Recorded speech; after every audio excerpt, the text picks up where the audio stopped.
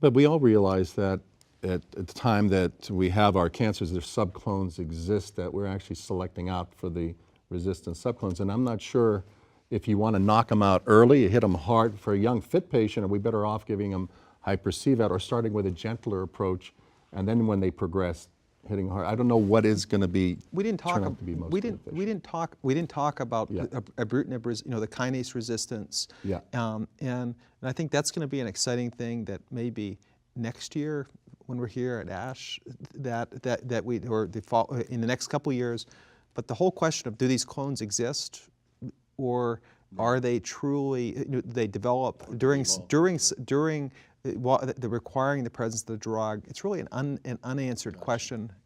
Yeah, I think that's your point. You're saying were those mutated cells there at the beginning, or did they evolve, did they develop while you're on treatment? That's a very good point, John. So I think that with respect to the patients with mantle cell, the different regimens are CHOP, Arbenda, our hyper-CVAD. There actually was just recently some data with rituximab with Velcade. So instead of our CHOP, they took out the vincristine and put in bortezomib. So like a VR cap regimen. And that actually, those results were better than our CHOP. The question was that, will this replace? I think it is actually, it is an active agent. Velcade, bortezomib is FDA approved. And that using it in an upfront setting, and maybe in particular in patients that wouldn't tolerate, say, the more aggressive regimens, is actually a very reasonable approach. It's been published, but it looks very interesting. We certainly. But I guess, you were talking about regimens, and would you give CHOP to a? We were talking about this before. Would you really give CHOP to a mantle cell lymphoma patient? I believe that in the current state today, that it was very surprising to me, not just in the recent past, that something like over 25% of private practitioners that were polled were actually, they wrote back that they give upfront our CHOP. I don't think in the academic community that anyone would give our CHOP except maybe palliation, perhaps, in a refractory patient. We wouldn't do it. There is a very important caveat to keep in mind with that, which is that, while you might be specifically speaking to our CHOP, there's definitely a significant bias either towards the hyper-CVAD or away from the hyper-CVAD. And I can tell you at Cornell, our bias has always been very much away from this aggressive upfront therapy. So in our case, we're not. We utilize the. Yeah. So we've always used. So we've had a trial with R-CHOP plus Velcade, which had very impressive results. It's actually also, we're investigating bendamustine rituximab plus Velcade, and sort of the idea of whether or not we can really garner long-term remissions with these patients without using such toxic therapy might allow them later on to be able to take better advantage of some of these novel agents. I think what we're hearing is, because I recently saw a mantle cell lymphoma patient and called 5 of my colleagues. And how many opinions did you get? And 6. And got 5 opinions that were all different than mine. Right. So so there are just a lot of ways, and this is the fun thing about how the field is evolving with these new therapies. It's a very good point. I think that what you brought up also, Show, was that with respect to maintenance therapy, it's clear from the European Mantle Cell Lymphoma study group that in elderly patients, after they had received upfront therapy, in particular was with R-CHOP, that there is a benefit from, and that at one point it was how far you just keep going, but a lot of the physicians in that trial said 2-year maintenance is actually good. I do utilize Rituxan maintenance in my elderly mantle cell lymphoma patients. I think just based on this one study, what we mentioned is that there were 4 cycles of R-DAP, and then a transplant, and then looking at patients getting maintenance rituximab for 3 years or nothing. Don't think that's a game changer, even though it was in younger patients. I don't think that's a standard approach.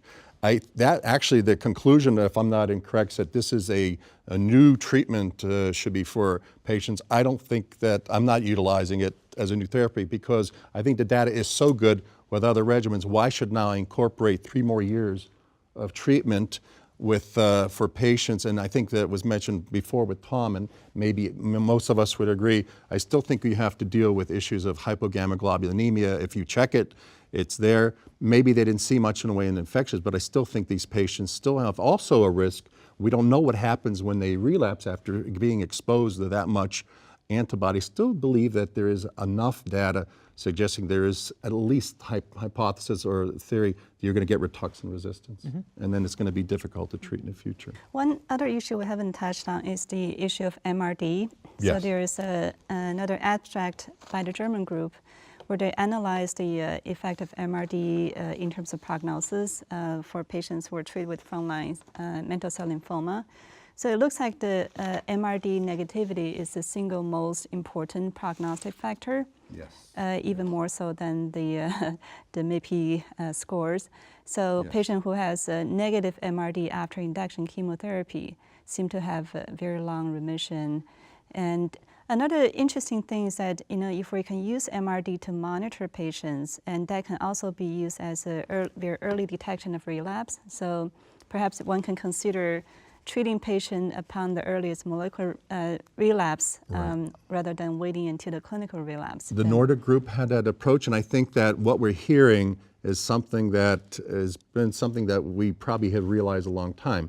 The reason patients are relapsing is because of minimal residual disease. Now maybe we recognize now with using multicolor flow cytometry and novel techniques and with biotechnology, we can identify now the patient with minimal residual disease. And you're correct, maybe the idea is that instead of giving every patient maintenance, we monitor blood and or marrow. When we see the signal coming back, we just simply maybe have to treat with just one dose of maybe antibody or treatment, get them back into minimal residual disease and continue monitoring patients. We're actually doing that approach with my colleague, Dr. Hernandez.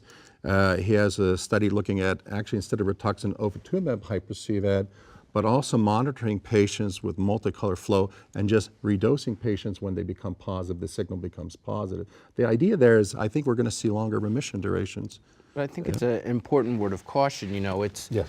that question once again of what's the value of a prognostic marker after you treat the patient. And it's certainly not something that we can use to make treatment decisions. And until we have data that taking an MRD positive patient and giving them more therapy is advantageous, I think it's important that we continue to do what is standard of care. But there is, I think that as a clinical trial that's very promising, I think that the results coming from that type of approach are going to be very positive. I think that